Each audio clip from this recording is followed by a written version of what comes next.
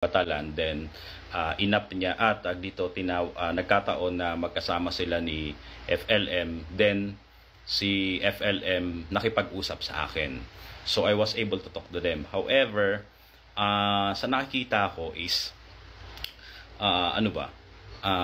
contrary yung sinasabi ni FLM dun sa mga opposition sa kanya.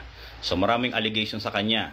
So that's why I'm also encouraging those people na nakapanood ng live ko na kung kayo ay kumbaga nandun kayo sa side ni Mr. Marcos or Mr. Norman Mangusin, pwede kayong magpa-up o para ipagtanggol, or dun sa naman ng mga opposition ni Mr. FLM, so pwede rin kayong pwede kayong mag-up, then pag-uusapin natin kayo ng maayos.